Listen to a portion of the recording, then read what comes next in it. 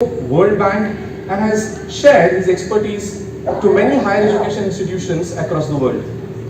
His key assignment was as consultant on UNESCO World Bank mission to Association of African Universities to help capacity building initiative of emerging African QA network. In June 2012, Dr. JP was invited as the chair of International Panel on Review of Regulatory Framework of Tertiary Education Commission at Mauritius. As an advisor to NAC, he has coordinated assessment and accreditation exercise of about 1,000 higher educational institutions in India. He has visited about 40 countries on academic assignments as a resource person. He is one of the sought after speaker in QA fraternity around the world and has delivered keynote lectures in Asia, Europe, Africa, and also America. He has authored and edited publications on accreditation and quality assurance under the auspices of NAC, APQN, and other international fora.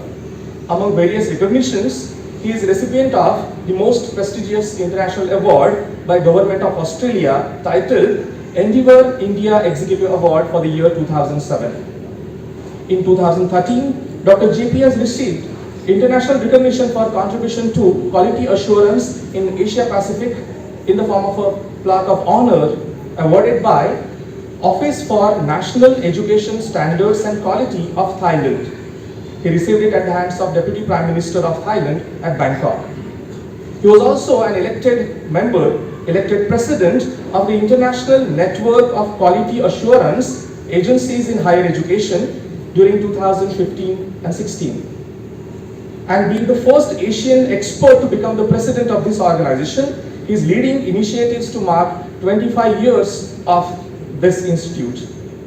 Just reading his profile is so inspiring. We are lucky to be able to hear him today. Ladies and gentlemen, please join me with a big round of applause in welcoming Dr. Jagannath Patil.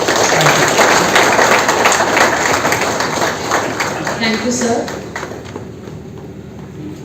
As a token of our respect and gratitude, I request Shri Kiran Thakur, Chairman SK Society, to present a bouquet and memento to the chief guest of today's function.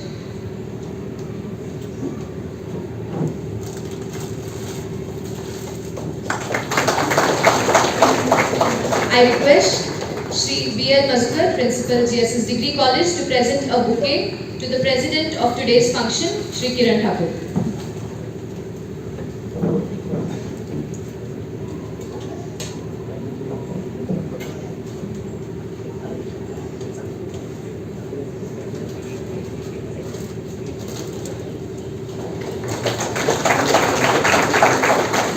Jagdish Kunde, Trustee Secretary, Tarundhara Trust. Shri Madhukar Samant, Secretary, SK Society.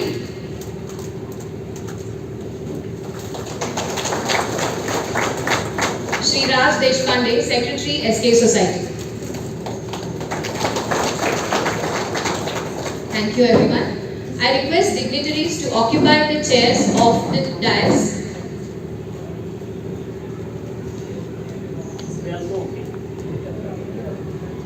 I now request the chief guest of today's function, Dr. Jagannath Patil, Senior Advisor, NAC, Bengaluru, to address the gathering.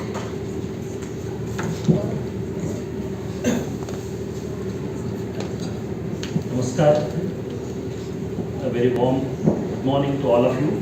I was told by Principal Majumdar sir that I can take liberty of talking Marathi also. And since I have joined the campus and I have been enjoying company of Kiran Thakur Sarji, and most of us are talking in Marathi, so allow me to speak in between Marathi, but I will deliver the address in English also, but in between I will be using that language. And one of the points that I am going to highlight today while we are talking about NEP, and that NEP talks about the power of multilingualism.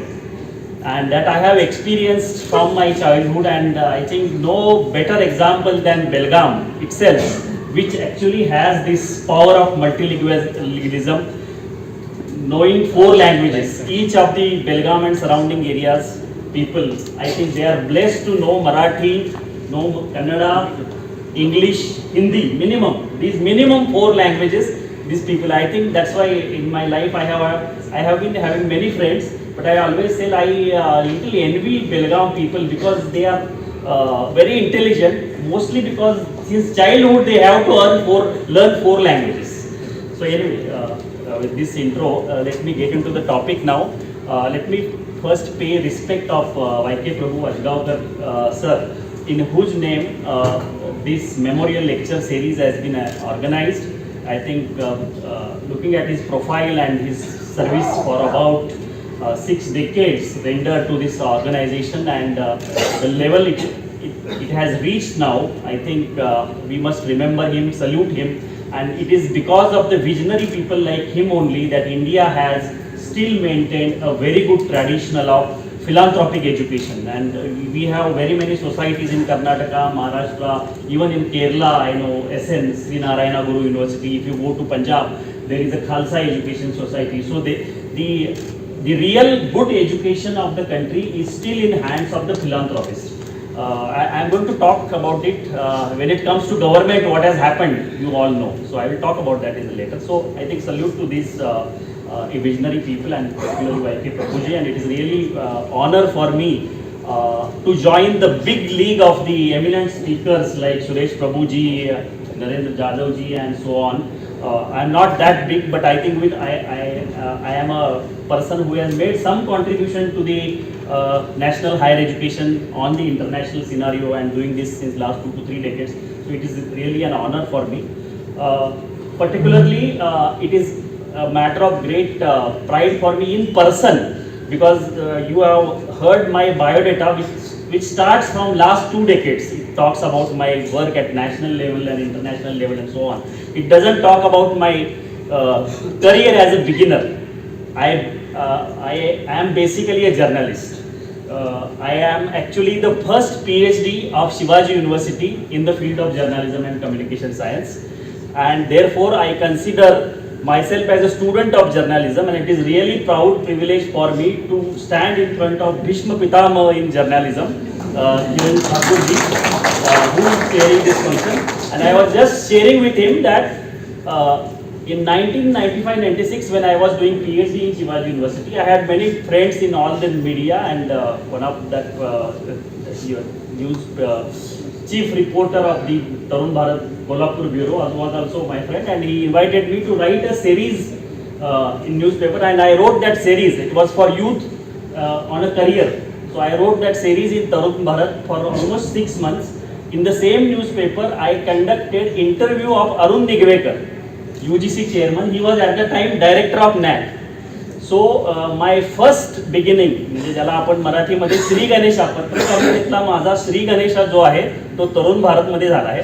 आणि अशा परिस्थितीत आज किरण ठाकूर सरांच्या बरोबर व्यासपीठावरती या कार्यक्रमात सहभागी होण्याचा मान मला लाभला. त्याबद्दल मी स्वतःला कृतज्ञ समजतो आणि सरांना पुन्हा एकदा नमन करतो.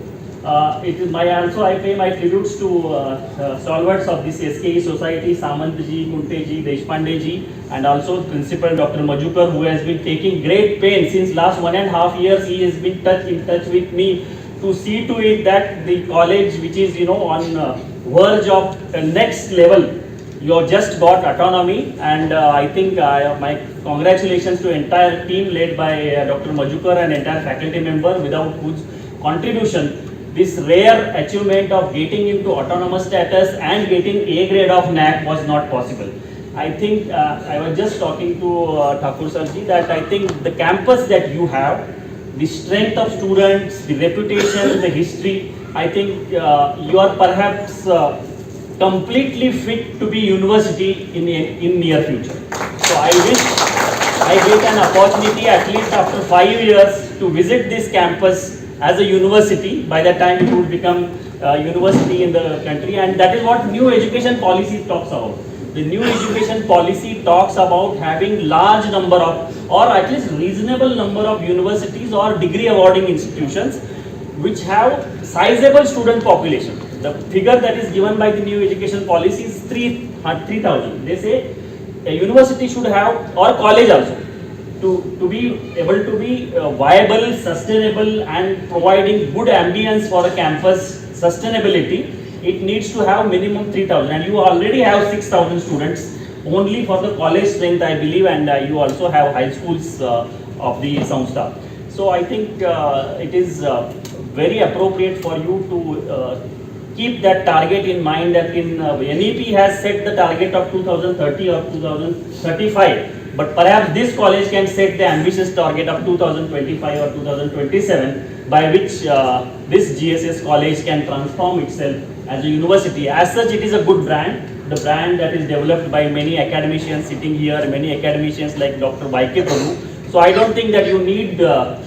clutches of some university to award your degree. GSS University can be a good brand which can be acceptable throughout the country. So I think with these introductory remarks, I enter into the topic of today, and topic given to me and we discuss is about the new education policy and future of education. I am going to primarily speak about the higher education because my entire career is so far focused last 2 decades or 25 years. I am into higher education space and that too at national level and international level. So I would focus majority or main talk on higher education part of the new education policy, but I would also like to touch a bit on the school education also, because many people talk just about higher education and the context about the school education is left out. So I will talk briefly a few points about the school education also. Before that, let me also pay some tribute. Actually, it is also coincidence. I know how many of you know that this is not the first education policy of the country. We have, India has had many policies in subsequent years after independence. The first prominent education commission which gave the first broad education policy for India was the Kothari Commission, which was set up in 1964 and it submitted its report in 1968. It was even though it is known as a Kothari Commission, many people don't know that most of the draft of that Kothari Commission report was written by Dr. J.P. Naik.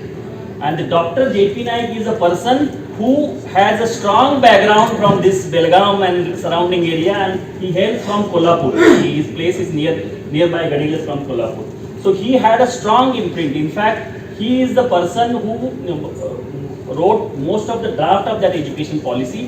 He is the person responsible for setting up one national policy making organization in education today, which is known as National Institute of Educational Planning and Administration, NIPA.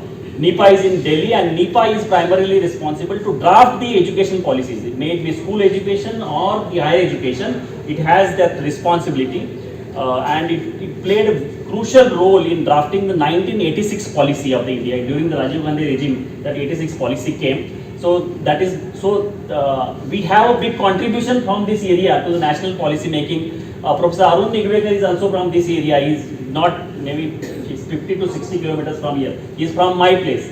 I am from a village, small village called Tiktve, which is say 25 to 30 kilometers from Nipani.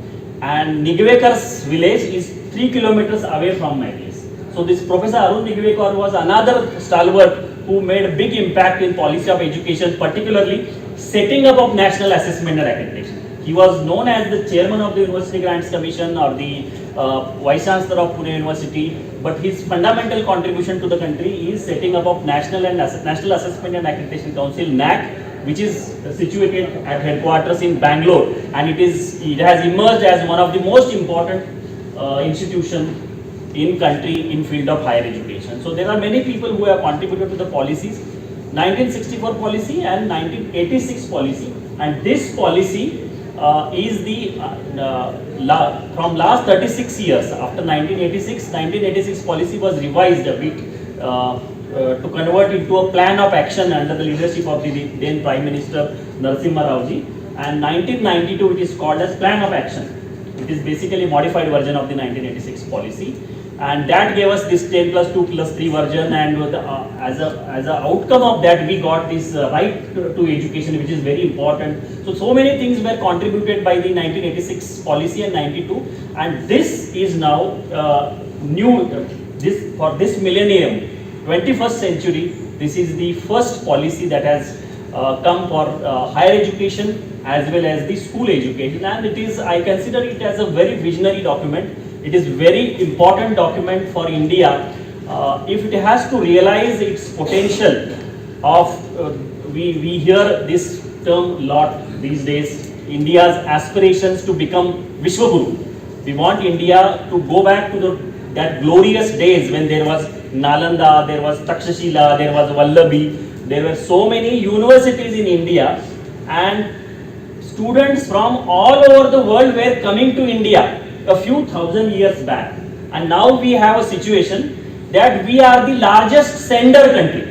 It means largest number of students to America are from India. Maybe we compete with China a little bit. Sometimes China is 1, we are 2, and sometimes we are number 1 and China is 2. We are also the largest sender for UK, Australia, New Zealand, Canada, and so many other countries. So we have become exporter of students, not the education actually. So the policy wants that we should actually regain that position. Strong, and our education system should be strongly rooted in Indian ethos, Indian value system. There should be a pride for India, its language, its culture, but it need not be just posterity. It should be strongly rooted into modern philosophy, modern sciences. It should stand the test of the time, and the students coming out of the system should be globally competitive. So that is the spirit of the new education policy, both in terms of school and education.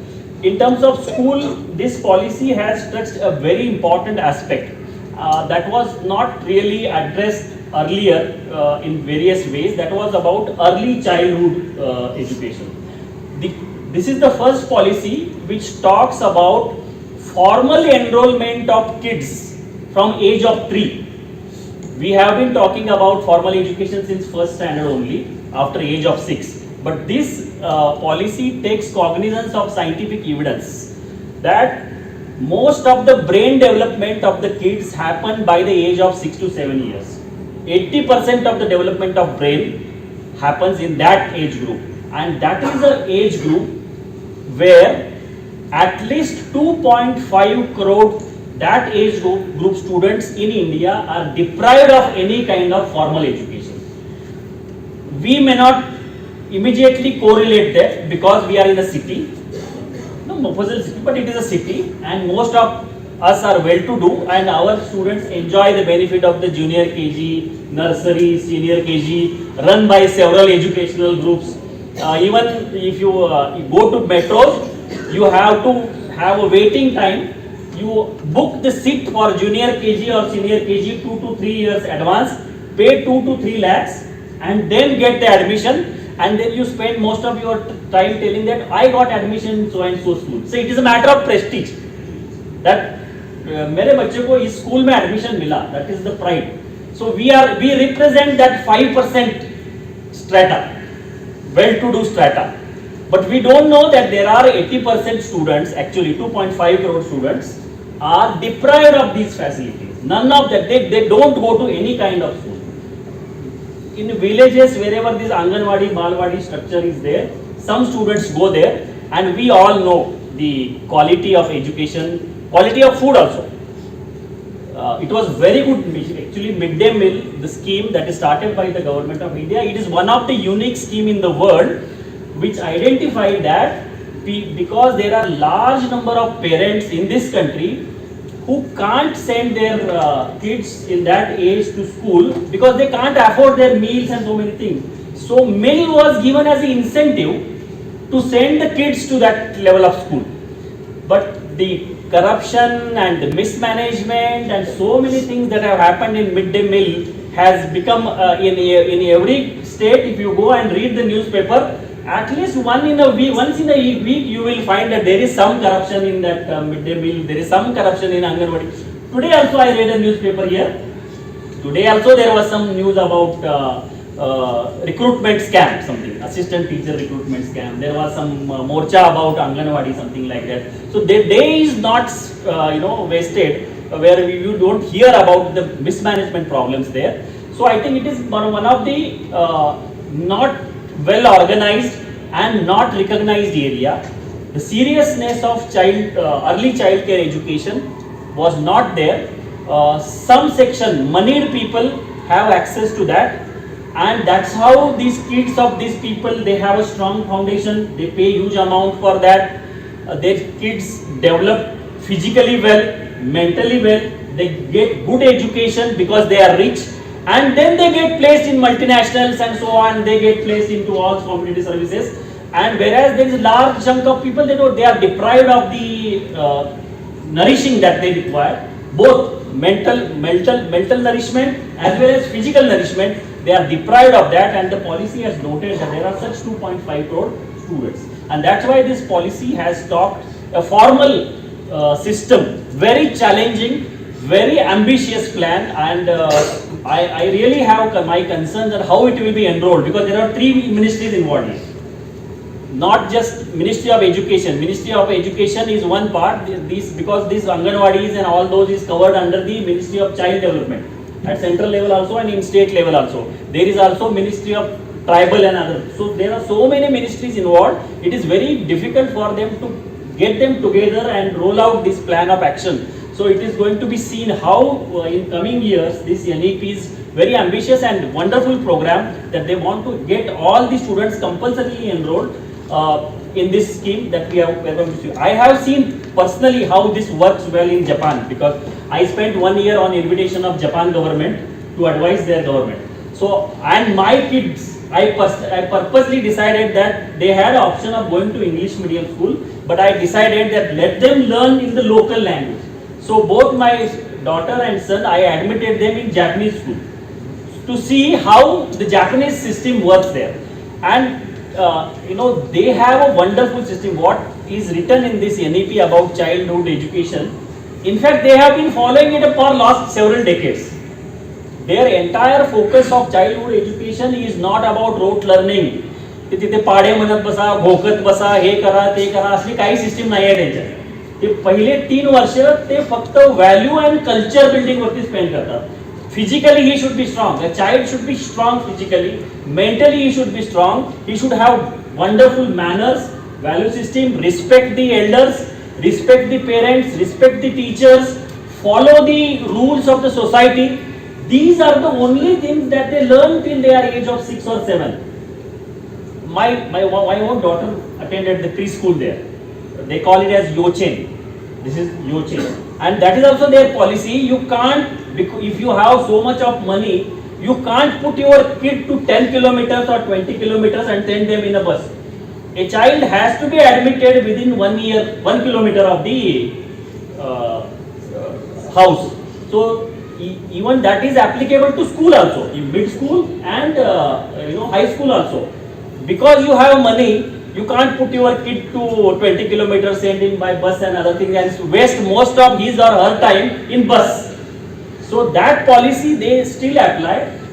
No bus is permitted, first of all. You can't send your kids in a bus to school. He or she has to walk to school.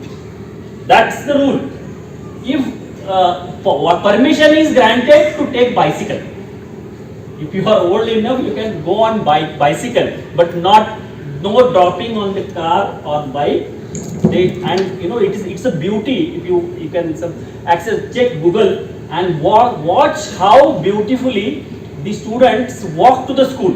Nobody is with them. They hold each other's hand, walk beautifully on the sides of the road, and they go to school. That's a scene to be recorded in mind. That's how the education all there is about the nation building, character building, what Vivekananda used to call. Education is not about anything else, not about feeling. It is about the man making. That man making education, country like Japan has. There are several countries which follow that norms, and I think that ambition is stated in this document. I am very happy that that ambition has been stated. How it is going to be implemented, I have my own doubts about that. Some other points in school education are about the introduction of this new pattern of 5 plus 3 plus 3 plus 4. Again, there will be a lot of logistical challenges on how it is going to be implemented, but it is a good plan. I wanted to say that they want to have 5 years of foundation, and they want to ensure that foundational numeracy and literacy for all school going children. Again, that is based on some studies. If you have come across the reports of Pratham, The Pratham is one organization, non-NGO, which comes out regularly with the annual surveys of what is the learning outcome status of the kids in schools of India. They found out very amazing things. Students in 6th, 7th or 8th standards studying somewhere in Bihar or UP, they can't even read what a 2nd standard student should read. So these kind of things are there. There are, at least as per the NEP's finding, there are over 5 crore students in school education. They are not up to the mark in terms of foundational numeracy and literacy. लिहिणे, वाचणे, वाचलेलं काय आहे त्याचा अर्थ समजणे आणि त्याचा जीवनामध्ये व्यवहारामध्ये वापर करू शकणे म्हणजे फाउंडेशनल न्यूमरसी अँड लिटरसी. हे 5 करोड मुलांना देशातल्या ज्या वयाचे ते आहेत आणि ज्या इयत्तेमध्ये ते आहेत त्याच्याशी मॅच होणारं त्यांचं एज्युकेशन नाही आहे. म्हणजे we have poor quality education and it is evidenced by global surveys. There is one global survey conducted annually and India participated just once in 2015. That survey takes into what is the comparable level. If a student is in 5th standard, what he should know, what she should know, the level. That survey conducted globally, and out of some 170 countries participated in that survey, we stood 168. So that is the quality of education, and therefore thereafter what our government decided to do, and that's the best we can do, we never participated in that. So we are now trying to catch up with our own surveys. Now there are own surveys coming up to prepare students for that global survey. PISA, it is called PISA. If somebody is curious to know that what is that test, that is called PISA. That PISA test is there. Higher education also similar tests are there. So far we have not dared to go there because what will happen we know. So this is the situation, and that is the point that this system wants to address.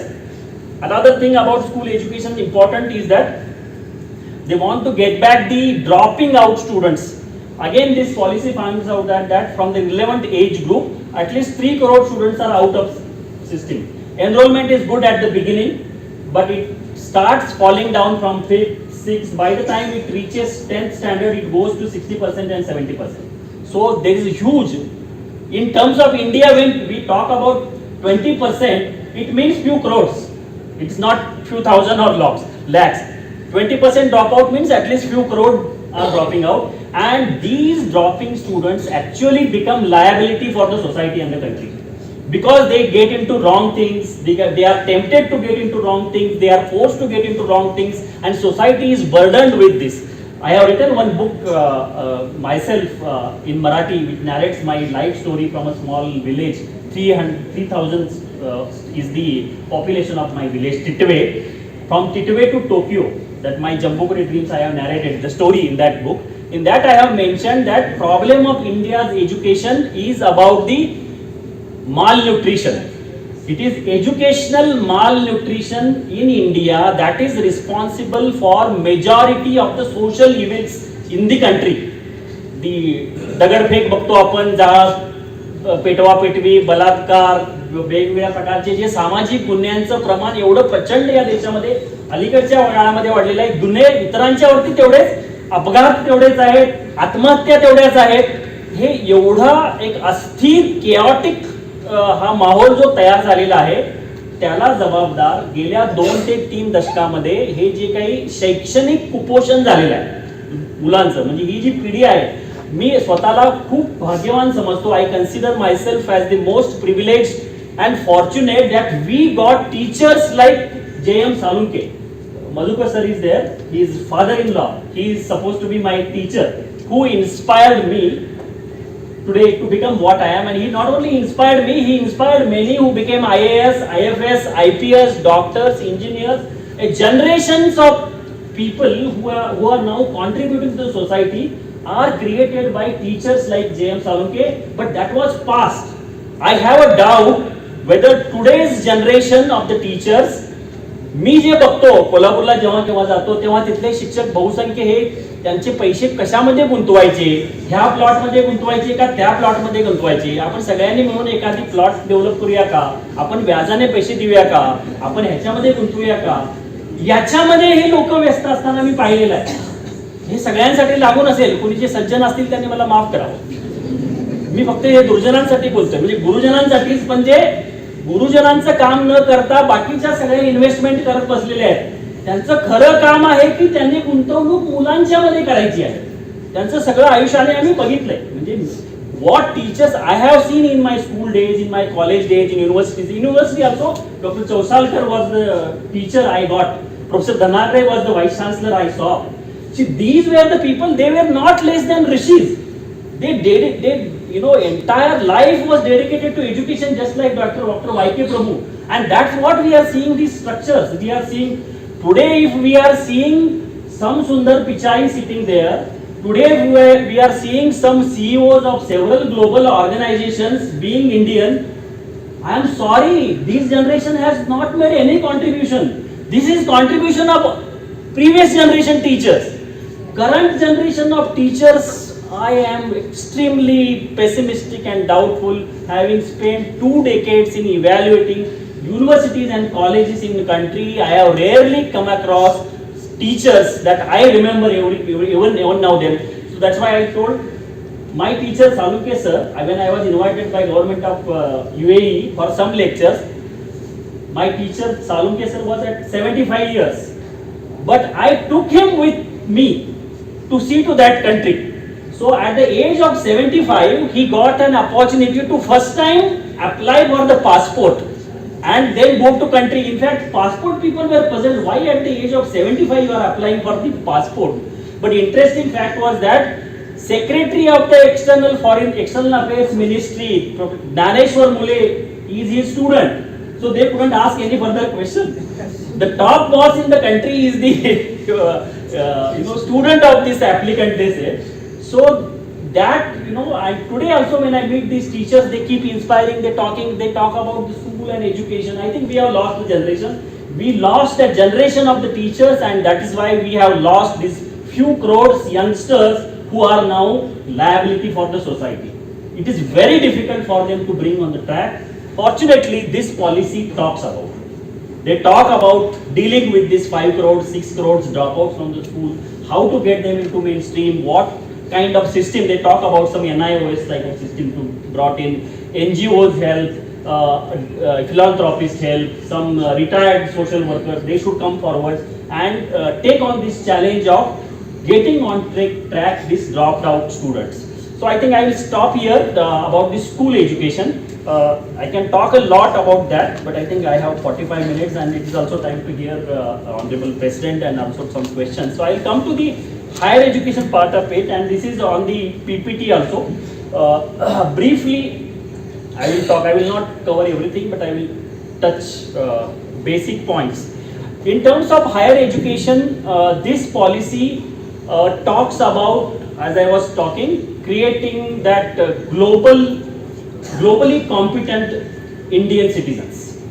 The student which is strongly embedded in Indian values, Indian skills, Indian ethos, but having global competency. That's the core, I would say, the core aim of this policy is about creating such kind of citizens. I can read out for you. The first slide is the vision of this policy is about that it envisions an education system rooted in Indian ethos that contributes directly to transforming India, that is Bharat, sustainably into an equitable and vibrant knowledge society by providing high quality education to all and thereby making India a global knowledge superpower. This policy envisages that curriculum and pedagogy of our institutions must develop among students a deep sense of respect towards fundamental duties and constitutional values, bonding with one's countries and a conscious awareness of one's roles and responsibilities in a changing world. The vision is to instill among the learner a deep-rooted pride in being Indian, not only thought but also in spirit, intellect, deeds, as well as to develop knowledge, skills, values, and dispositions that support responsible commitment to the human rights, sustainable development and living, and global well-being, thereby reflecting a truly global citizen. It's a laudable vision. I mean, we are just not. I am happy that we are just not doing chest thumping or we were great thing. We will say that we were having surgeons because Ganesha is there. It means we had a high level of surgery at that time. We had a Brahmastra or Disastra. It means we had missiles. So these claims are not made by the policy. Policy is that what is good from the past you should take it, but then try to merge it with the modern science, and therefore it looks for a vision of quality. Quality is one of the very important word when it comes to higher education, even school education also. This policy has given strong emphasis on quality, and that is also in tune with the sustainable development goal. If you are aware of, UN has adopted SDG, Agenda 2030, 17 sustainable development goal. Goal 4 is about the equitable and affordable quality education for all and with lifelong learning opportunities. That is the global goal 4, and for which India is also a signatory, and this policy talks about achieving that. It is not just affordable, but it should be a quality education, and for that various recommendations this policy has made. I can touch upon a few of these things. It has highlighted some of the problems in higher education system. Maybe you can go to slide number 3 or 4. These major problems of higher education system is about severely fragmented higher education ecosystem, less emphasis on development of cognitive skills, rigid separation of disciplines, limited access particularly in socio-economically disadvantaged areas, limited teacher and institutional autonomy, inadequate mechanism for merit-based career management, less emphasis on research, suboptimal governance and leadership. This point I am going to cover at last, because this is one concern that I have about the education policy, which is all in good intents. There is one issue that has not been addressed by this policy, that is about teacher recruitment and governance. That I will talk at the end, but this is aimed to be addressed by this policy. It talks about ineffective regulatory system and also age-old these affiliating universities as a burden. So this policy has envisioned a complete overhaul of the system, complete overhauling. They want that this current affiliation system should be disbanded, and that is the best thing to do. It will take time. It will take another 15 years or 20 years, but ultimately this system has to go. This is a British system that we inherited, and not except 3 or 4 countries in the world, nobody follows this system. Either there are autonomous colleges or universities. This currently what we have is kind of a franchisee system, like McDonald's franchisee is set up everywhere. University set up a franchisee in terms of affiliation college. So affiliation college teachers have no responsibility in curriculum development directly. They may be board BOS members or something like that. They say that we don't have much responsibility of research. That is fundamental contribution of the any research institution or any higher education has to be engaged in research. So these problems perhaps are there because of the affiliating system, and that this policy aims to address. It expects that by 2030 or 2035 there will be no colleges or affiliating colleges. It will be either autonomous colleges or the autonomous colleges getting converted into degree granting institutions or the universities, and the critical size for that they say is 3,000 students. If they are there, probably you can have a viable setup of university or autonomous college, and that is how they are planning to have a graded autonomy to the college, and that's the first step that your college has achieved now. It has got the A grade and it is now autonomous status, and it is expected that if they complete 1 term or maybe 2 terms as autonomous colleges, they may be upgraded to an university, and for that every stage it is envisaged that body like NAC or the new formula they call it the NAC, because the new structure will be Higher Education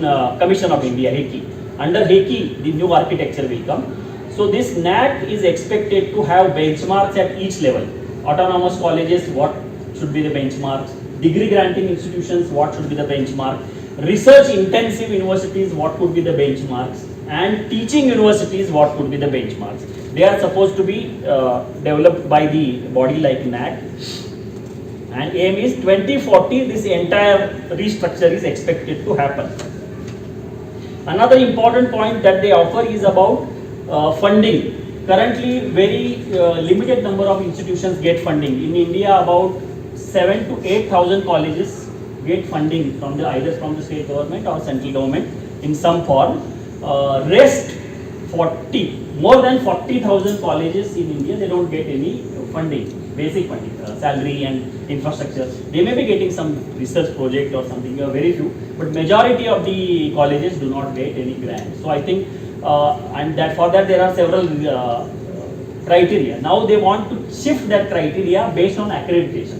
It means you can be a private institution, but you show quality for a consistent period, you can get into funding pattern. So this is one important pattern. That another important pattern is about the ODL. It is believed that the expected, currently you know that our gross enrollment ratio in higher education is about 26%.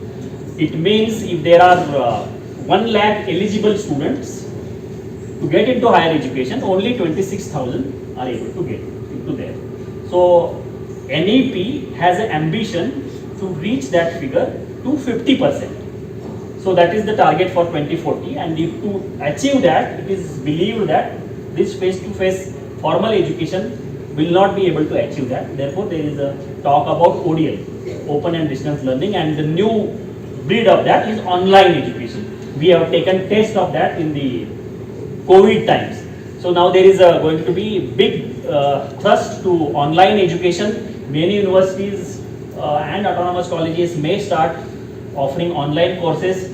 This policy also talks about getting foreign institutions, top rated foreign institutions, permitting them entry into the country. So all those institutions will start offering online education, and that's how the aim. And this is where many people, particularly liberal or left people, see a red sign. They think that government is running away from its responsibility of funding the higher education. It is just permitting people to do online, do ODL. तो पैसा भी आप डालो, आप भी करो, हम कुछ पैसा नहीं देंगे. That is a criticism that is coming from the many liberal left and other people. Many educationists are criticizing that this is a way of diluting the education. That is one concern. But ODL is required. We know that blended education perhaps is the answer. If you can reach maximum people by way of blended education, that is going to be important thing. Again, another important aspect, not only in higher education but in school education also, is about the multidisciplinary education. We have experienced that silos have happened, particularly so about teacher education and law and architecture, engineering. There are several institutions in this country, they are specialized, large chunk of that.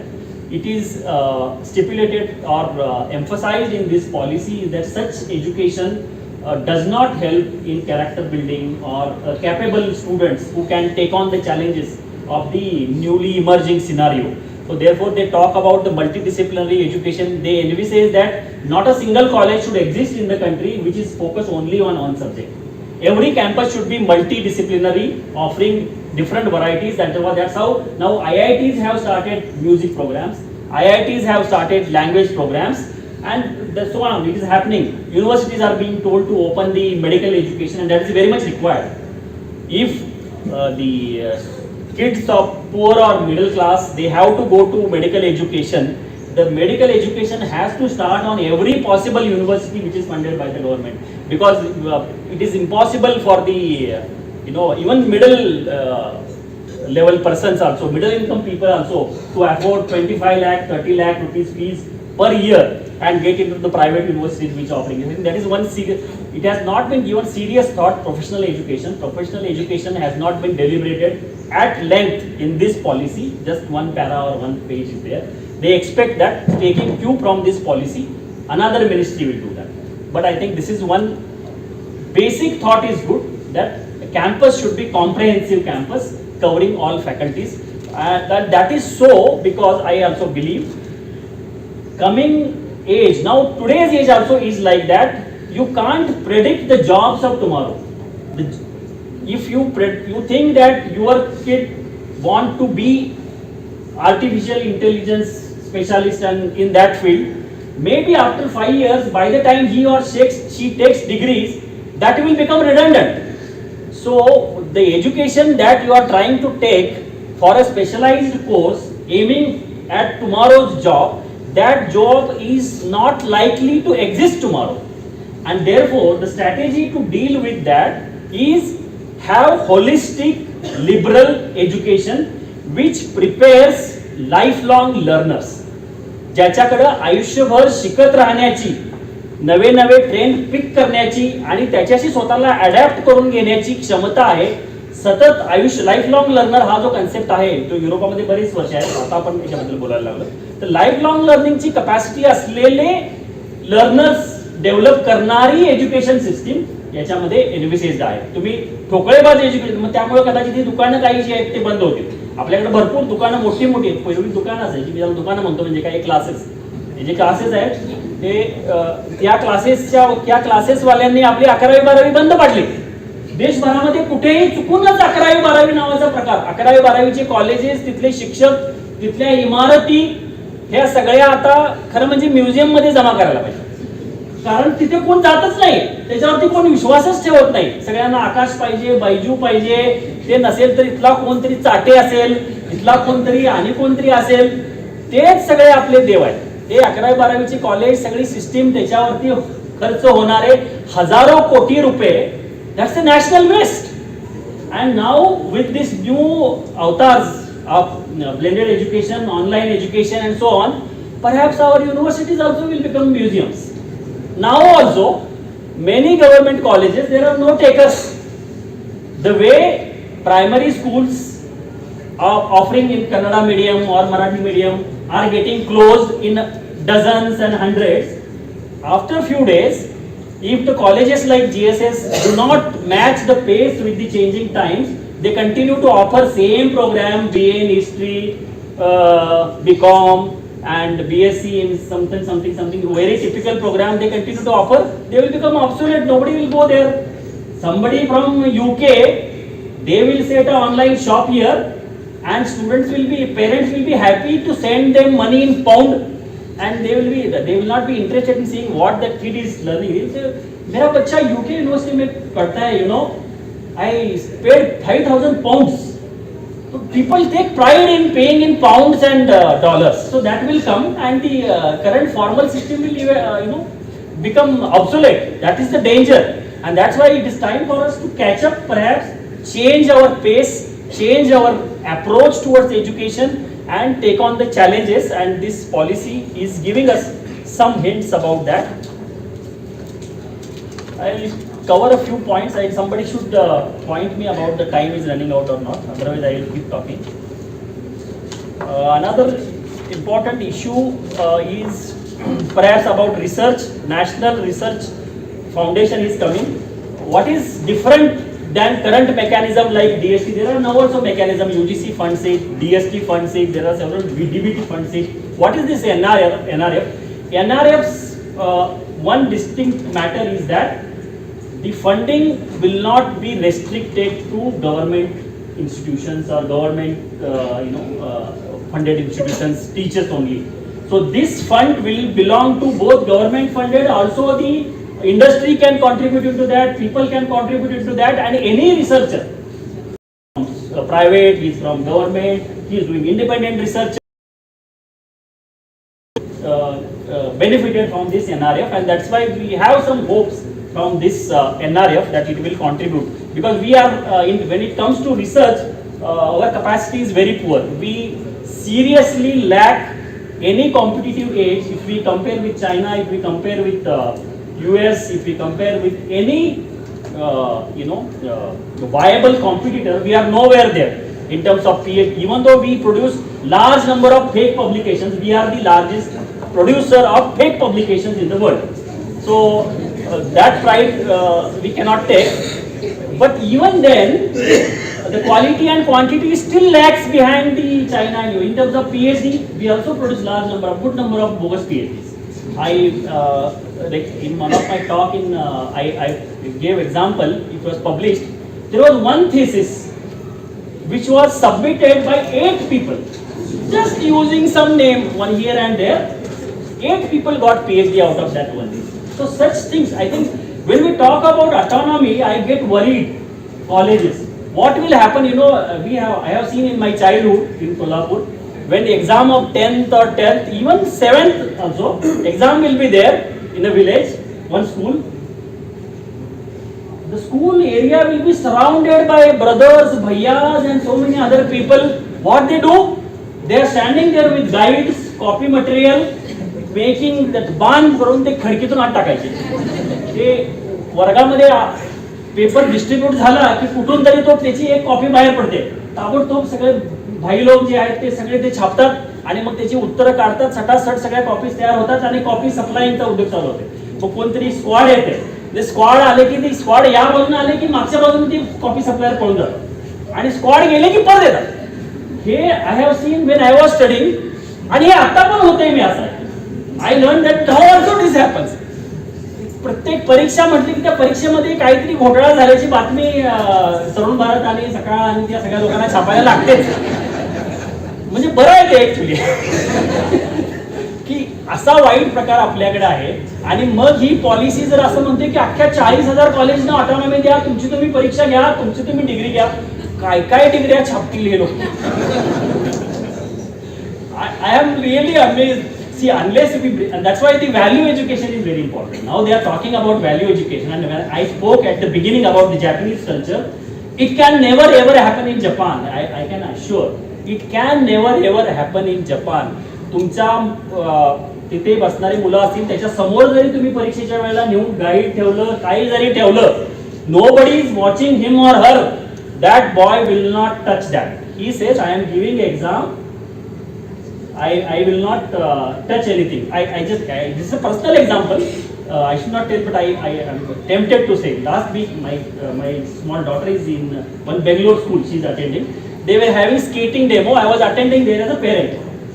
So she was not able to properly walk, skate or roll. So like some other parent went and tried to help somebody. So I also, as a caring father, went and tried to help her. She said, no, get out. You are not supposed to be here. You are not permitted. Then later I felt so proud because she has seen that in Japan happening. Rules means rules. She has nothing. So that everywhere, in every field, you go to train stations here, go to bus or train in Japan.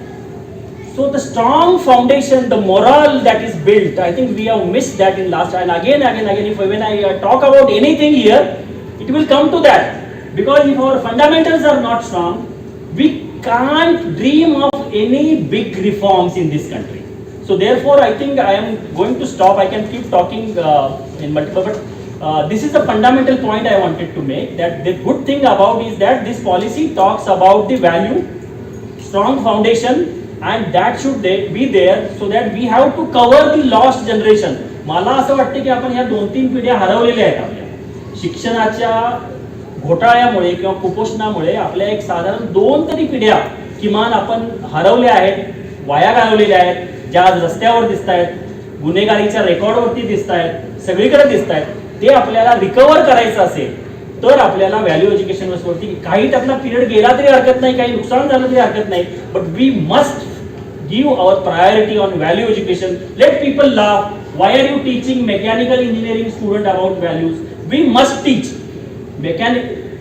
If a person becomes highly sophisticated artificial intelligence or blockchain specialist and in mentality he is a fraud, it will cause bigger damage.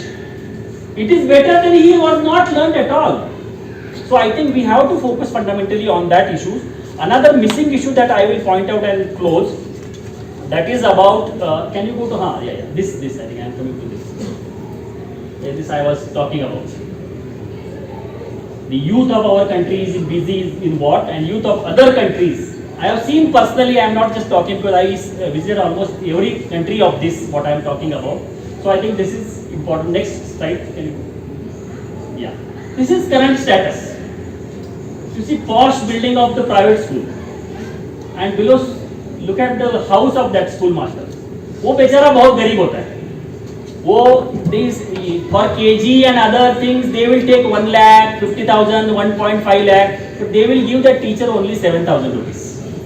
You go Sarkari school, only dogs will be comfortable in that area.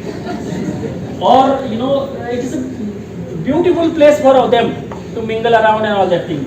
But students somehow they suffer, go there, and that's why the parents get dejected. They say, okay, चलो भाई, बेंगलोरमध्ये काम करणारी by मी बघितली आहे, ती 4 ठिकाणी धुणभांडी करते, 4 ठिकाणी धुणभांडी करते, परंतु तिथल्या स्थानिक लोकल मीडियमच्या ह्याच्यामध्ये घालत नाही.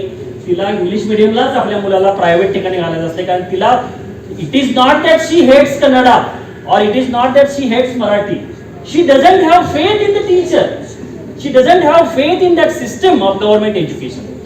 It has changed now in some states, and that has to change. And the houses of the government school teachers, you can see, everybody has nice bungalow, car, and all of their kids will be going to medical education, engineering education. If they are college teachers or university teachers, their kids will be in USA, in Canada, and all that things. So that transformation has happened, but not the system.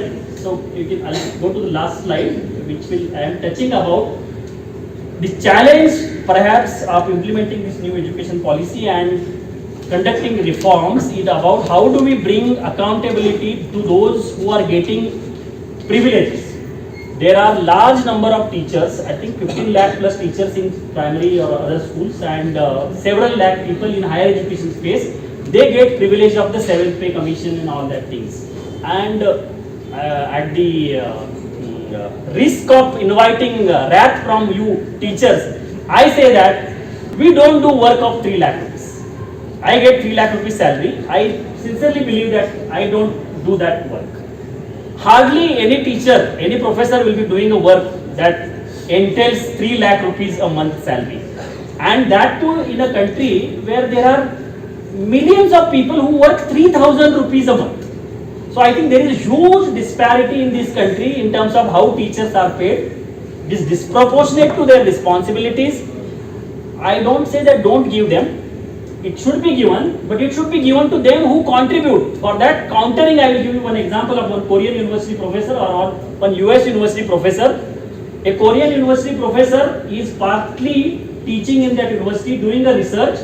In remaining part, he is promoter of an industry.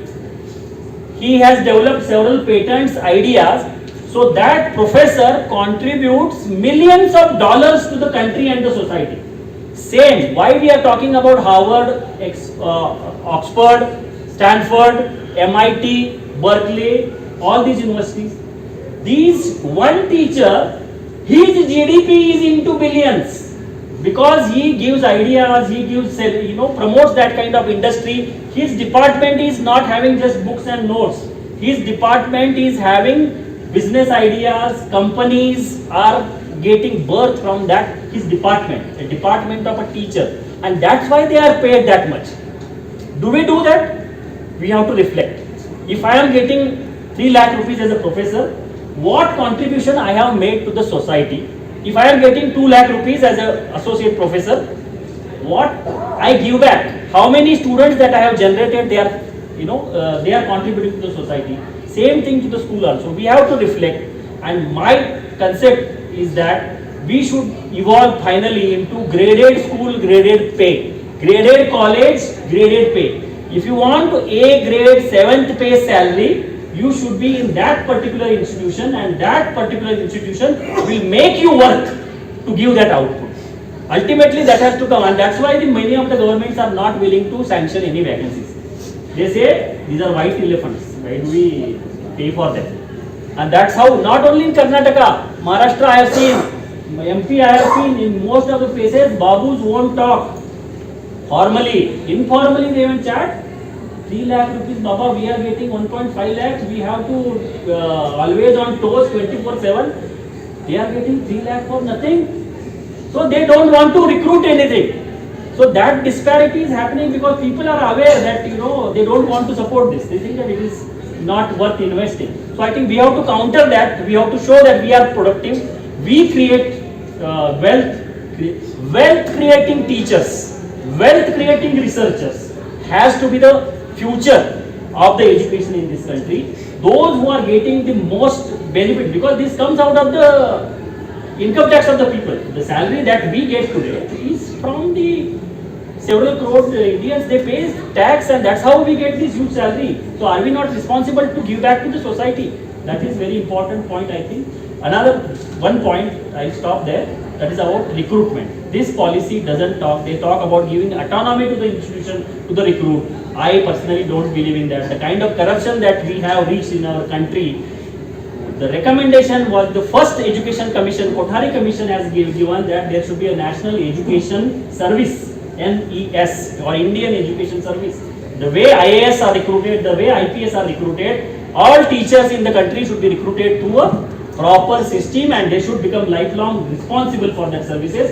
A centralized, highly impregnable, where no compromises can happen, no corruption can take place. Such system of recruitment of teachers should be there, and then we deserve that high pay, and then we will be able to contribute. I think this policy talks about giving autonomy institution. It will be a disaster to me. Recruitment has to be very, very cautiously made in terms of teachers. That's what I think. I can go on. Thank you for bearing with my some of the comments, some of the harsh comments sometimes. That came with my experience and some concern about the education system. I once again thank the authorities, Tarun Bharat Trust, SK Society, GSS College, and everybody for giving me an opportunity to share my thoughts. And I do hope in the years to come that this university, I said university now. So this will become university, and we would look forward to see Kiran Thakurji as the first chancellor of that university in coming years. Thank you, sir, for your informational lecture and inspiring us teachers to do a little better every day. Question का असेल तर विचारा. If anybody has any questions, you may please ask.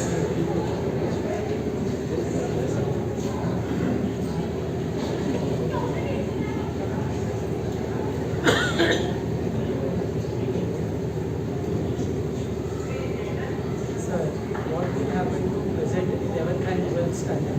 Whether it will be attached to schools or what could be done? We have proposed 9, 10, 11, 12. Immediately it will not. It will evolve like that.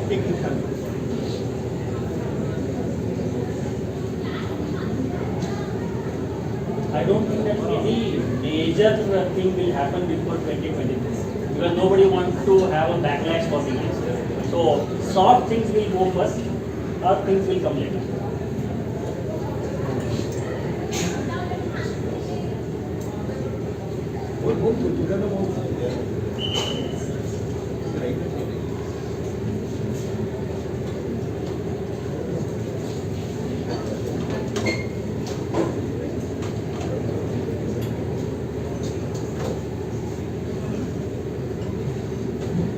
Sir, you talked about national education policy in detail. I have 2 points which you can address. I would like to address. One is, sir, as you said, major problems what you discussed. Majorly they start with the recruitment. Until we address that issue, I don't know. You have answered all the questions there, but if you have any vision about it, that is one point. Second one is, as a document of NEP, it has given many possibilities. But when it comes to implementation, state government, Karnataka state government had made it very rigid. That has given very limited options. NEP is about all possible options. But even the autonomous institutions today cannot give all possible options also in Karnataka. So where it failed when it comes to implementation in Karnataka, especially higher education. Is there one more mic here?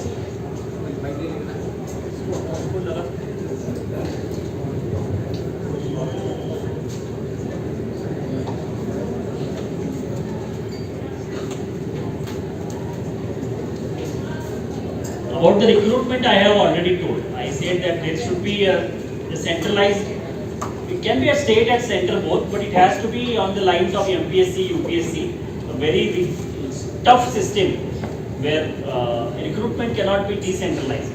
That's what I think. One teacher, a wrong teacher comes into the system can spoil 2 or 3 generations. So I think this is very serious point where thought has to be given. I don't want to comment about how it is implemented in Karnataka. It depends on the understanding or the options available, or that maybe, I was telling about the babus, they are somehow not comfortable with you people getting 1 lakh, 2 lakh, 3 lakh rupees. So they think that there should be some restrictions on all that thing. So implementation perhaps has to be careful. Okay, and that actually can come from blended education. Because now there is talk about 20% or 40% courses you can take from the Swayam portal or any other portal. So that option is also there. So I think we can definitely take benefit of the new technology. But options have to be there for the students.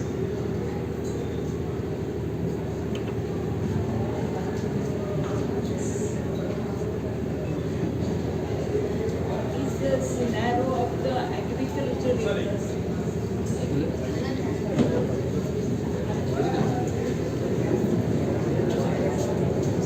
This document, madam, has not covered anything about agriculture. One of the shortcomings of this document is it talks mainly about the education that comes under the purview of the ministry. They don't talk much about the medical education because it is under different ministry. They don't talk about the agriculture education because it is under different ministry. That is one drawback actually. It is a national education policy, so it should actually cover agriculture. We hope that in alignment with that, they will come out with different document. There was demand since 1952 that on education, minimum 6% of the budget should be spent. This right from 1952. I have read the lecture presented by K Gopalan in the parliament, demanding 6%. One Kothari Commission supported this. But if you see now, it is only 2.3%. When you talk high about improving the quality of education and don't support it by providing funds, how it will be successful? How it is possible to make it successful? This is my question, my doubt. Please explain. I totally agree with you, and many people talk about that also. Whatever every policy has suggested 6%, every government has committed 6%, nobody gives it.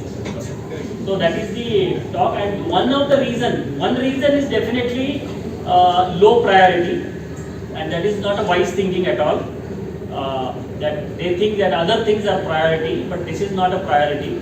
Even the education ministry itself is ranked somewhere. If you talk, if there is a competition amongst the ministers to get for the different ministries, who will ask for education ministry? Nobody will ask.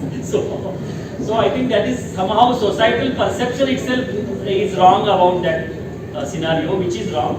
But I think it is both state government, central government, they put together, they have to commit that 6%. In fact, I wanted to talk more on that.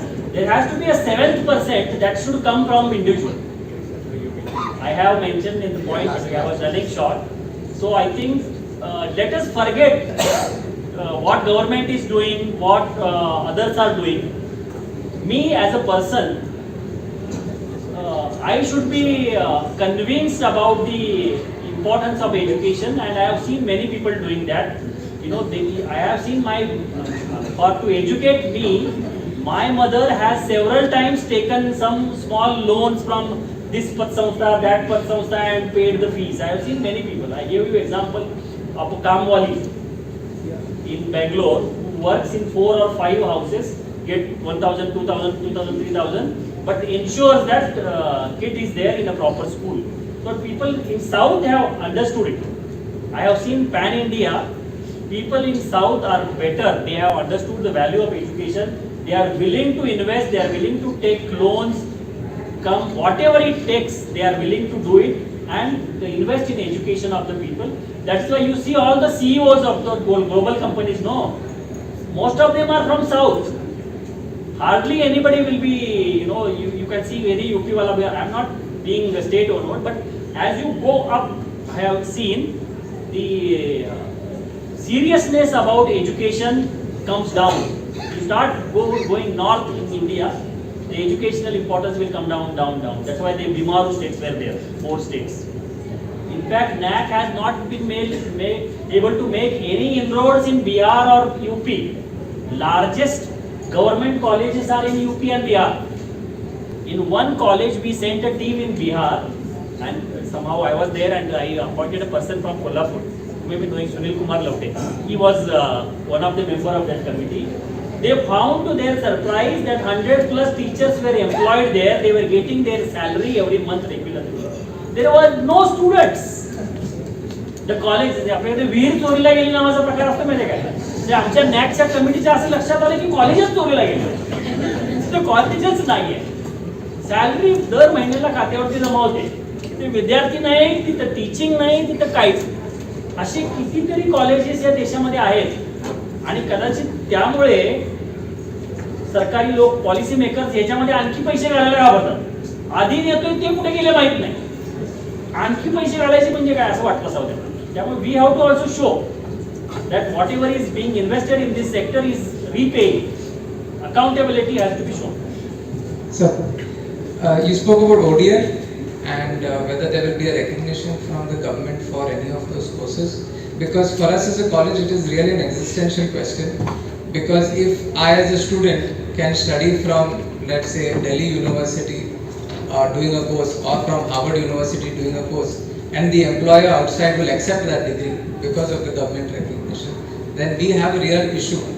That I mean, in the end, they can cater to 5,000 students, 100,000 students also without any problem. But our colleges will, as you pointed out, become obsolete.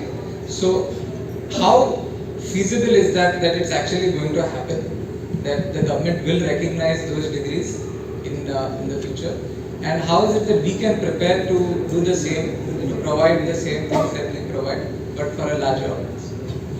That is not tomorrow. What you are talking is not tomorrow. That is yesterday. It has happened. Government has already decided to recognize all of them, and all 8 tech companies are there in the market. Byju's might have enrolled millions. Similarly, these universities now will enroll millions, lakhs, thousands, and you have to struggle for your getting batch full. That is how the school education struggled in the country. Thousands of schools closed. Now I am telling that we are on the anvil now. We are on the verge of extinction if we don't become serious about this business of education. Because there are people who are better in making this as a business are now formally permitted to do business. So we are going to face tough competition as a sector because we can't match with the online apparatus that Oxford will put in, and the name itself is there. And what you see, many of the one-page advertisement, NEET, JEE, same thing will happen now with college also. So we have to create that niche now. People should think that I must go to GSS college if I want to become somebody in life. I don't want to be one of the million person sitting on the desktop attending Akash course. I want to be in the campus of GSS. Campus life has to become vibrant. Again, I'm sorry to give again and again the example of Japan, but in Japan, college days are considered as the most beautiful years. They don't take it so seriously. They think that this is a time where you enjoy most in life. The campus life, being with buddies, friends, contributing here and there. So you have to create that value. These people cannot bring that value. We have to put in front our USPs. Our USP is that beautiful campus. This environment that we people cannot give now. The ambience that is in this campus.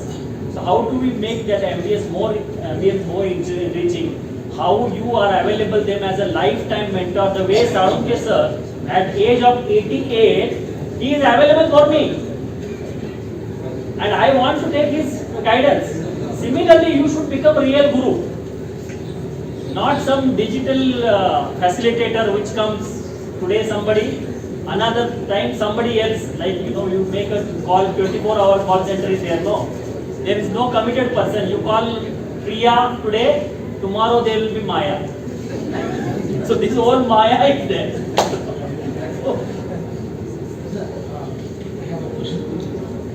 congratulate you for elaborating the NEP, sir. My question is, we from the Rani Chennamma University College teachers facing a very crucial problem, especially this year. You expect that GER ratio should be 50% by the end of 2035. Presently it is somewhere about 21. But the very pathetic situation, I think few days before, Karnataka government has released a list of colleges with the admissions for this particular year. Right? I have gone through many colleges and most of the colleges are having very less attendance, very less. 460 intake capacity, whereas 42 is the admission today. Same case with Belgaum, almost all the colleges, even they have not crossed the 50 also. And in comparison to the previous years, they just 3-4 years before, our strength used to be more than the intake capacity. We had to seek university permission to get 20% extra admissions. Why it has happened like this? And what is the role of NAC? Because you have been stressing on school education, higher education institution, where student-centric activities are more. In NEP, student has to perform like this, student has to acquire like this, values, creativity and all those things. What is the point which is touching on the teachers? Teachers are not being oriented, teachers are not being trained properly to address the issues of NEP, sir. And what the NAC is going to do, because the NAC, I heard that it is going to change its policies every 5 years. Questionnaire will be different, aspect will be different, expectation will be different. Then what the NAC is going to do in addressing the NAC, especially NEP issues, as far as teachers are concerned? I will talk about your first point, that is about the student strength. What you are talking is very obvious. It is happening everywhere. Everywhere, government funded colleges, government universities, if it is not a professional course like medical and engineering, admissions are declining because you have huge competition in your city, in your surrounding. There are, I showed you example of nice, swanky buildings, campuses. Have you appointed any marketing representative? A nice speaking lady who will call you? No, but this will be appointed by a private university. They will chase you like LIC agent or some other people for 5 times, 6 times. They will come with a team to your home. They will show a nice laptop presentation. You don't want to do this because you are a government employee. You get wonderful salary. Why should you go to students' home and do the marketing for your university? Unfortunately, even those colleges are also lacking the students, sir. Even the professional colleges are also lacking the students. It is now survival. Government has got a wonderful funda. No, nothing is required to be done to do the GR. GR will be done by these all private universities and ODL people. Obviously, they will do it because they get a business. And government will very well benefit because they don't have to give another batch to you. They don't have to recruit another set of teachers. They don't have to sanction another college to you. So, क्या बोलते हैं वो सुनती वासून खोकला गेला. जसा प्रकार आहे ते. You want to survive, focus to survive, safeguard your batch, safeguard your college, give best to the institution. I will tell you an example in my place. Several government schools are closing. So there is one 100-year-old school, primary school, in near my vicinity. What they are not getting students because many those parents have little money. They will put them in English medium. Little money also they will have. They will put. So there is a survival question of the primary schools. What they are doing now, they go in search of tribal area, jungles, vadya, vastya, pick the students from there, get them there, put them in a hostel. Teachers are contributing to pay for the students' hostel, their meals and their everything. The job that government was supposed to do, teachers are doing because they need to save their jobs. So this is likely to happen for colleges also. There is, I don't think that it is the Darwin's theory, survival of the fittest. You have to survive in this, you have to struggle for being relevant. If you are relevant, anyway people will come to you. That's what is required. And NAC I will not talk today. I am not representing NAC at all. I have come here as one individual academician who respects this college, who respects Tarun Bharat, a person from Kolhapur has come.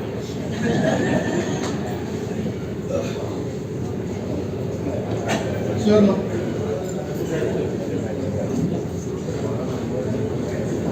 नमस्ते. मी काही बोलू इच्छितो.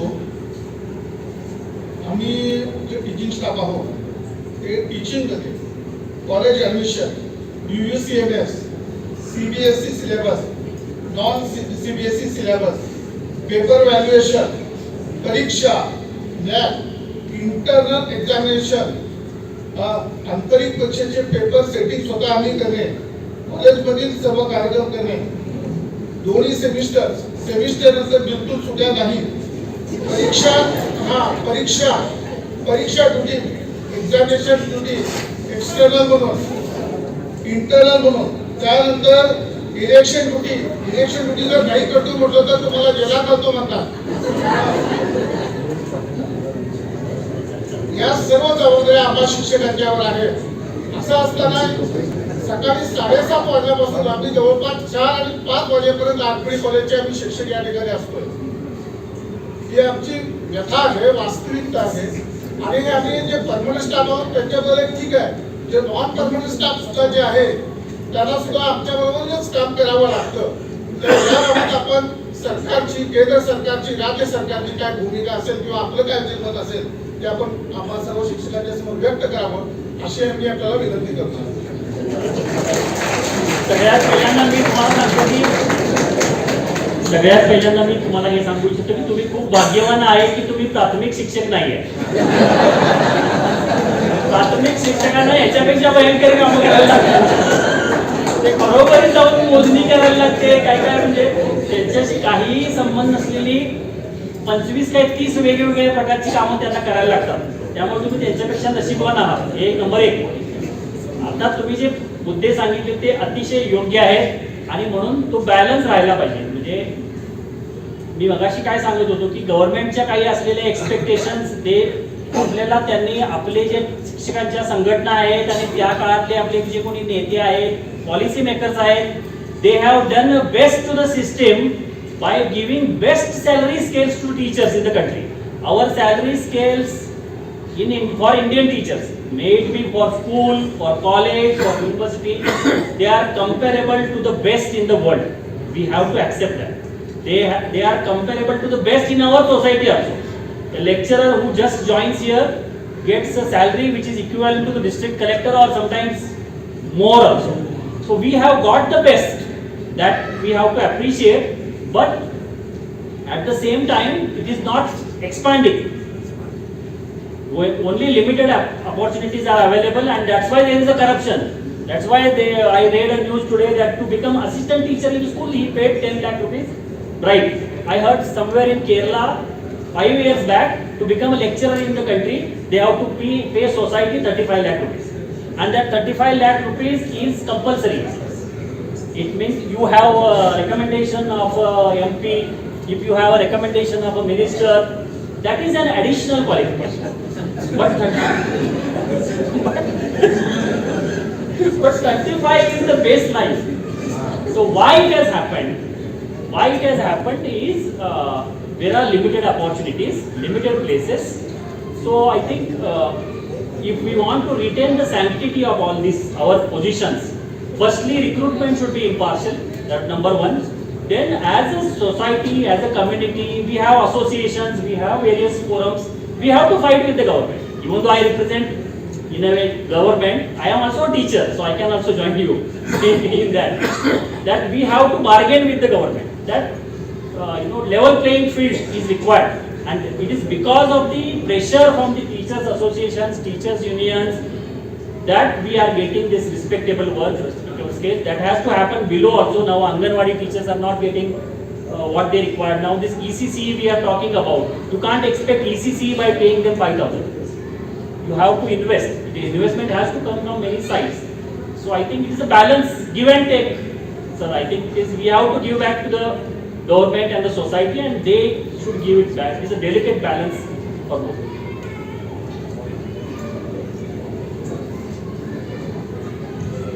Thank you, sir. Thank you, everybody. I now request the president of the function, Shri Kiran Thakur, Chairman SK Society, to give his presidential remarks.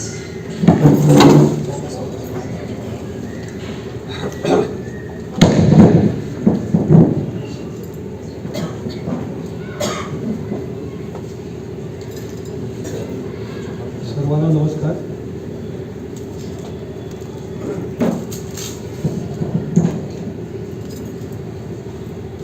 सर्वांना नमस्कार.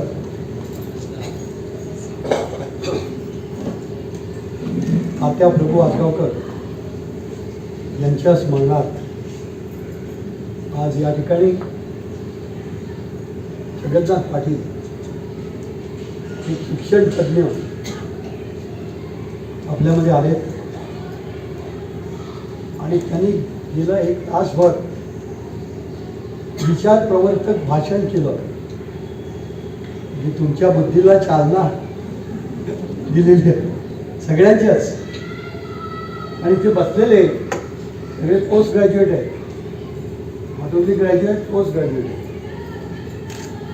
मॅनेजमेंटमधले लोक, मधु सामंत आहेत, 150 वर्षापेक्षा जास्त साप्ताहिक त्यांचं चाललेलं होतं. केसरीच्या अगोदर लोके राय देशपांडे आहेत, जगदीश कुलके आहेत, आपण सर्वजण. मुळात तात्या आसगावकर उच्च शिक्षित होते आणि त्यामुळे त्यांनी आपल्या घरातल्या सगळ्या मुलांना उच्च शिक्षण घ्यायला लावलेलं आहे. आणि त्यांना म्हटलं मी मगाशी 8 मुली आणि 1 मुलगा, तर सगळे इतके शिकलेले आहेत. म्हणजे मोठी मुलगी शिकते, मग तिचं बघून दुसरी मुलगी शिकते, असंही ते झालेलं आहे. आणि नॉट ओनली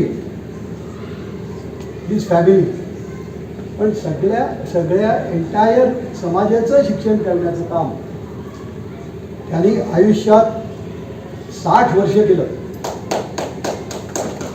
इथे जवळपास सगळे शिक्षक बसलेत, इन्क्लुडिंग मजुकर असतील आणि कोण असतील. त्यांचा इंटरव्ह्यू तात्या आसगावकरने घेतलेला आहे. आणि this institute is above corruption. कुठल्याही प्रोफेसरकडनं आम्ही मॅनेजमेंट एकही पैसा घेत नाही.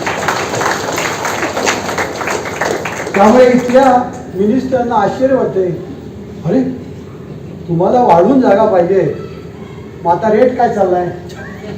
65 लाख, 65 लाख म्हणजे परमनंट करायला. काय करप्शन, प्रचंड करप्शननी हा देश पोखरला गेलेला आहे. आणि त्यामुळे अगदी फार बारीक सारीक गोष्टी बघितल्या गेल्या पाहिजे. आणि त्याला कारण एज्युकेशनच आहे. कारण तुम्ही मॉरल व्हॅल्यू शिकवल्याच नाही, ज्या जपानमध्ये शिकवल्या जातात. तुम्ही म्हटलं तसं ऑनेस्टी शिकवलीच जात नाही काही ठिकाणी. आणि त्याचा परिणाम हे आतापर्यंत काही वर्ष केऑसमध्ये झालेला आहे. त्यामुळे एज्युकेशन ही सिस्टीम आहे. त्यामुळे नव्या जाती निर्माण झाल्या. कॅपिटेशन फी योग्य की अयोग्य त्याच्यावर वादविवाद होऊ शकतो. आमचे मित्र प्रभाकर कोरे म्हणतात, गव्हर्नमेंटनी यांच्यावर इतके पैसे खर्च करायचे, हे अमेरिकेत जाणार आणि आल्यानंतर ब्लडी इंडियन्स वगैरे काय वाटेल ते शिवाय करणार. काय राईट आहे त्याला? विचार केला तर तुम्ही टॅक्स पेअरच्या कलेक्शनमधनं पैसे गव्हर्नमेंटनी स्पेंड केले, त्याच्यामधनं शिकून गेलेलं आहे. पुढे तुमचं काहीतरी कर्तव्य लागतं. आणि आपण वाचता पेपरमध्ये Anand Mahindra, one of the top most in business, त्यांनी जवळजवळ 2 कोटी रुपये त्याच्या हार्वर्ड युनिव्हर्सिटीला दिले. त्याला कोणी विचारलं नाही किंवा भारतात एवढ्या युनिव्हर्सिटीज आहेत त्याला दे. त्याचा तो राईट आहे, त्यांनी मिळवलेत पैसे. पण त्यांनी का दिले की तिथे जे एज्युकेशन त्याला मिळालं त्याचं त्यांनी थोडंसं फुलाची पाकळी म्हणून तिथे पाठवले पैसे. असं सगळ्यांनी जर करायचं ठरवलं तर भारतातलं शिक्षण चांगल्या पद्धतीचं देता येईल. आज आपल्यासमोर प्रचंड अडचणी आहेत.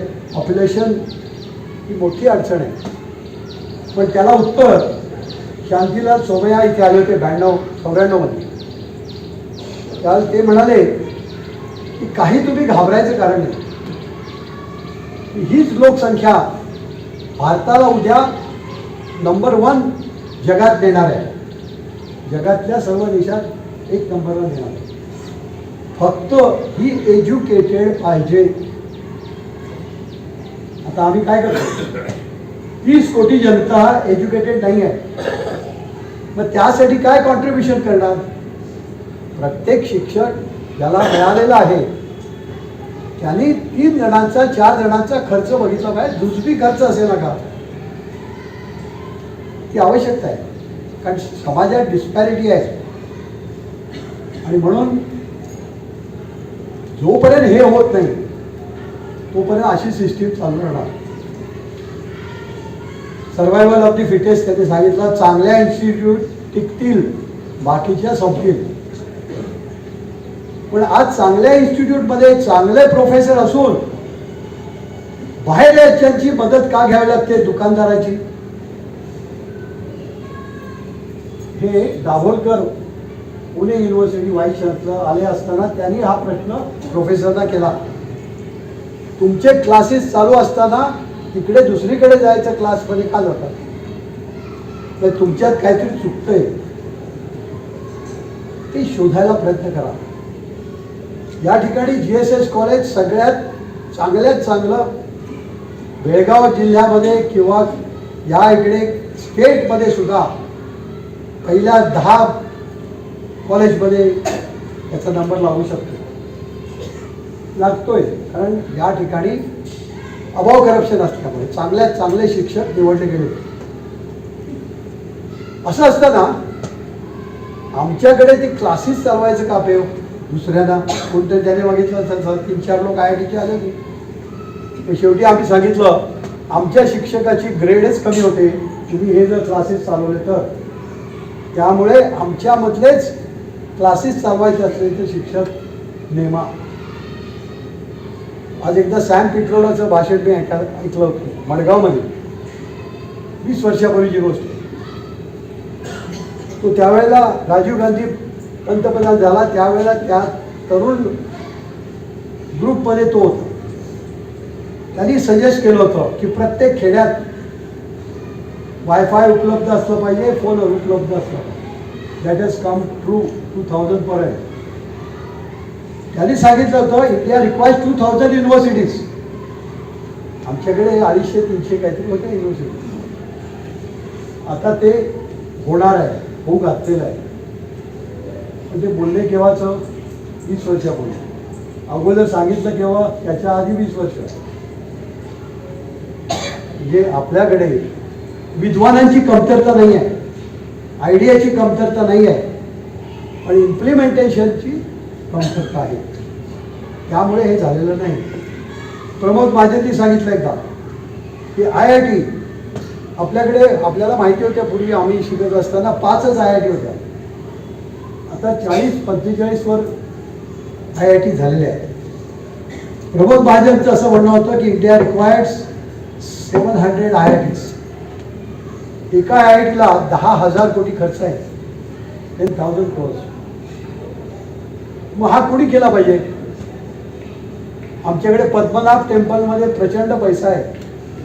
त्यांनी जर तो खुला केला शिक्षणासाठी तर किती IIT ग्रॅज्युएट्स तयार होतील बघा. म्हणजे ते contribution of society in the education field. कारण गव्हर्नमेंट काही करू शकणार नाही. गव्हर्नमेंटची जबाबदारी 1ली ते 10वी इथपर्यंतच आहे. पण तरी देखील घेतले, कारण आपल्याला जगात कॉम्पिटिशनला उतरायचं.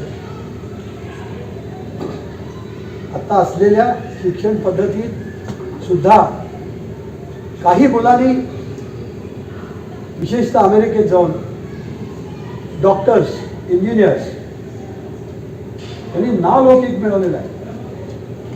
की इंडियन डॉक्टर्स म्हणजे डोळे झाकून पूर्वी नाडी परीक्षा घेऊन सगळं निदान करायचे. ते केवढे एक्सपर्ट होते, आधी आहेत आयुर्वेदामध्ये. पण आज त्यासाठी तुम्हाला किती टेस्ट द्यावे लागतात.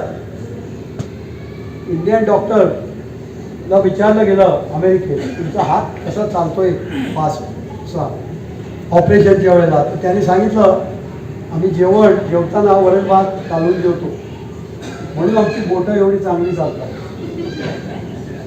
असंही आहे की पूर्वीची एज्युकेशन सिस्टीममधनं काही तयार झाले ते तिकडे जाऊन आपला नावलौकिक, देशाचा नावलौकिक वाढवत आहेत.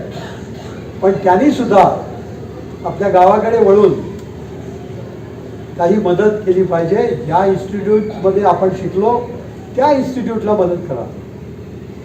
त्याच्यामुळे या ठिकाणचं शिक्षण चांगल्या दर्जाचं दिलं जाईल. म्हणून आम्ही प्रयत्नात आहोत की चांगला दर्जा कसा शिक्षणात निर्माण करता येईल. त्यासाठी मोटिवेशनल लेक्चर्स ही अनेकांची या ठिकाणी ठेवली पाहिजे. एकदा ताकोले सर आले होते, पुणे युनिव्हर्सिटी व्हाईस चान्सलर नंतरच्या काळात. मग इग्नोचे होते, नंतर यशवंतराव चव्हाण. एकदा भेटलो त्यांना, ते म्हटले आता मी म्हटलं मी युनिव्हर्सिटी काढणार आहे, मी 200 एकर जागा घेतले कोकणात. म्हणाले आता युनिव्हर्सिटीची जरूर काय झालं, हा मला समजायला माग नाही. म्हणजे मी आपला अगदी जोरात सांगत होतो. तुम्हाला आता युनिव्हर्सिटीची जरूर लागणार. बिल गेट्स कुठल्या युनिव्हर्सिटीला गेला होता तसं बघितलं तर स्वामी विवेकानंद कुठल्या युनिव्हर्सिटीत पास झाले, शिवाजी महाराजांच्या वेळेला कुठली युनिव्हर्सिटी होती. पण त्यावेळेला क्लास एज्युकेशन होतं. आता मास एज्युकेशन आहे, त्यामुळे डिटोरायटिंग होणार आहे. पण त्याला जबाबदार पुन्हा प्राथमिक शिक्षक, मग सेकंडरी शिक्षक आणि मग नंतर कॉलेज प्रोफेसर. प्रत्येकजण ब्लेम गेम खेळतात. कॉलेजचे प्रोफेसर म्हणतात यांना हायस्कूलला शिकवलंच नाही, हायस्कूलचे म्हणतात प्रायमरीला शिकवलंच नाही, प्रायमरीचे म्हणतात आणि आम्हाला इतकी कामं लावून ठेवले काय शिकवणार केव्हा. अशी जर सिस्टीम असेल तर त्याचा परिणाम होणार. म्हणून आम्ही KG पासून PG पर्यंत इथे शिक्षणाची सोय केलेली आहे. म्हणजे आता ब्लेम गेम आमच्या इन्स्टिट्यूटमध्ये कोणी करू शकणार नाही. तर बाहेरचे हायस्कूलमधले विद्यार्थी येतात आणि कुठले येतात त्याला नाईलाज आहे. जपानमधलं सांगतात तसं ओरिएंट स्वेट मॉडेल. जपानला धर्मगुरू असा नव्हता, इथे बौद्ध धर्म आहे. पण त्यांनी sweat model, Orient sweat model हा अमेरिकेतला. तो डॉक्टर झाला, डॉक्टरकी केली, मग काहीतरी बिझनेस करायला निघाला, बिझनेसही केला, सपाटून मार खाला. पण नंतर त्याने एक मॅगझिन काढला, सक्सेस स्टोरी. त्याच्या करोडो प्रती जपानीज गव्हर्नमेंटनी वाटल्या, फुकट वाटल्या आपल्या शाळात. आणि इतकं इन्स्पायरिंग त्याच्या स्टोरीज आहेत. ते गुजरातमध्ये केलं. त्या ओरिएंट स्वेट मॉडेलच्या लाखो प्रती आमच्याकडे सुद्धा यदुनाथ थत्ते आणि हद भावे यांनी केलेले आहेत. पण आपण किती शाळातनं दिल्या, मराठी शाळात, मराठीमध्ये ट्रान्सलेशन केलेलं आहे. तर जपान आज ज्या गोष्टी शिकवतो, आमच्याकडे सुद्धा खेड्यापाड्यात आजही एक संतांची शिकवण आहे. ऑनेस्टी,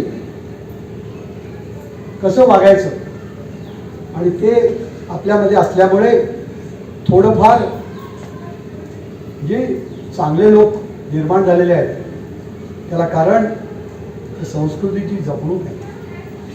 म्हणून या ठिकाणी आपण आपल्या शाळा कॉलेजमध्ये संस्कृती आपली काय सांगते याचं पहिल्यांदा शिक्षण दिलं पाहिजे, ज्यामुळे या ठिकाणी शिकलेला मुलगा हा समाजात चांगलंच वागेल, भ्रष्टाचार विरहित राहील असा जर प्रयत्न झाला तर त्याला काहीतरी अर्थ आहे असं म्हणायला हरकत नाही.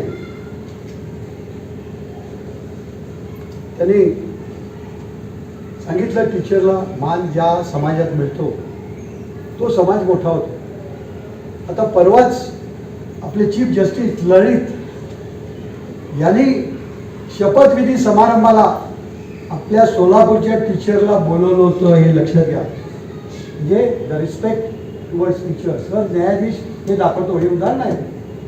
आपल्याकडे उदाहरणं काही कमी नाही आहेत, पण त्या सांगितली गेली पाहिजे. इथे नरेंद्र जाधव आले होते, doctor Narendra Jadhav, Pune university vice chancellor होते, अमेरिकेत शिकवायला होते, अर्थतज्ज्ञ होते. त्यांना जेम्स बॉन्ड म्हणायचे की त्यांनी दुबई किंवा मिडल ईस्टमधलं सोन्याचं स्मगलिंग थांबवलं. He was the youngest director of reserve bank of India. इथे येऊन आपल्याकडे लेक्चर दिलं त्यांनी. आम्ही ते अर्थशास्त्र मराठी परिषद घेतली होती. एखादा क्ल्यू दिला ना इंडस्ट्रीला, ह्या इकॉनॉमिस्ट म्हणजे महाराष्ट्रात 600 लोकांची ती युनियन असोसिएशन आहे. एखादा त्यावेळेस गंगाधर गाडगीळ सुद्धा आले, साहित्यिक, सुप्रसिद्ध साहित्यिक आणि इकॉनॉमिस्ट. ते म्हणाले किर्लोस्कर सारख्या कंपनीला, डहाणूकर सारख्या कंपनीला, गरवारे सारख्या कंपनीला आम्ही जरा क्ल्यू दिला तर ते अब्जाधीश होतात. आम्ही तेवढे होणार नाही प्रोफेसर, पण का होऊ नये. तर तुमच्याकडे जो रिसर्च आहे तो सेल झाला पाहिजे. रिसर्च म्हणजे आज गॅप पडलेला आहे फार. शिक्षण क्षेत्रात आपण काम करतो, समाज आणि शिक्षण क्षेत्र एकत्र आणलं पाहिजे. म्हणजे व्यापारी, उद्योगपती आणि शिक्षण. कारण सरकार जबाबदारी शिक्षणाची काही प्रमाणात घेऊ शकते, कारण याच्याकडे एवढे पैसेच नाही.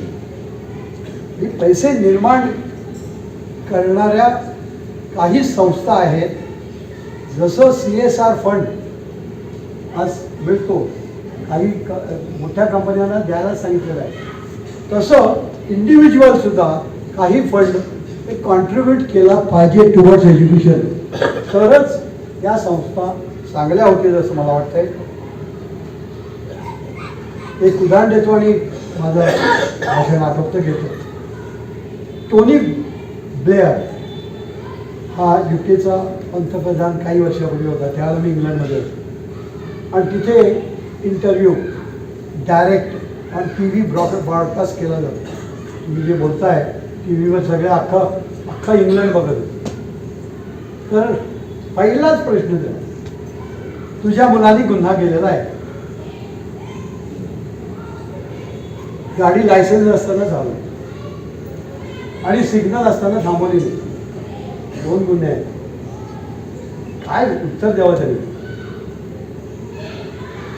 हा जी कशी लोकशाही असते. आमच्याकडे असं जर काही प्राईम मिनिस्टरच्या मुलांनी केलं असतं तर पोलिसांनी त्याचं कॉग्निझन्सच घेतला नसतं, त्याच्यावर केसच दाखल केली नसती. तिकडे त्याच्यावर केस दाखल केली होती. टोनी ब्लेअरने सांगितलं की मी राजकारणात आहे, माझी बायकोही राजकारणात आहे, त्यामुळे आम्हाला मुलाकडे बघायला वेळ मिळाला नाही.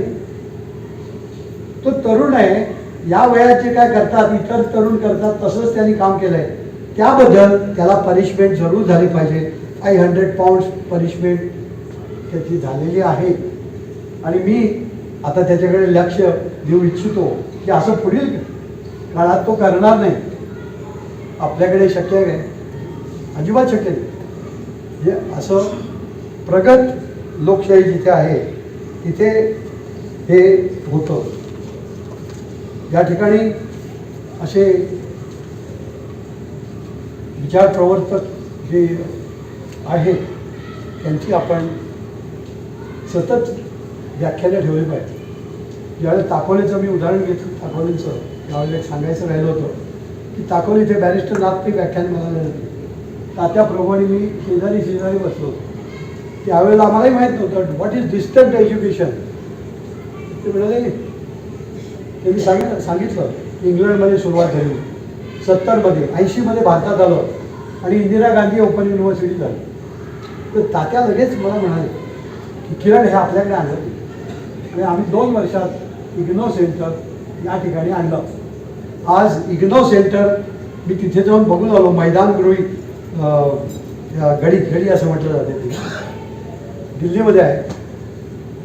शेकडो एकर कॅम्पसमध्ये आहे आणि आज it's the largest university in the world. कशाही तऱ्हेने शिक्षण घ्या पण सुशिक्षित व्हा आणि सुसंस्कारित व्हा हे आपण अंगीकारलं पाहिजे. आणि यानिमित्त आपण सगळेजण एकत्र जमला. पुन्हा यांना या ठिकाणी यायला लावू आणि त्यांचं मार्गदर्शन पुढील काळात त्यांनी म्हटलेलं सुतोवाच केलेलं आहे युनिव्हर्सिटीत रूपांतर.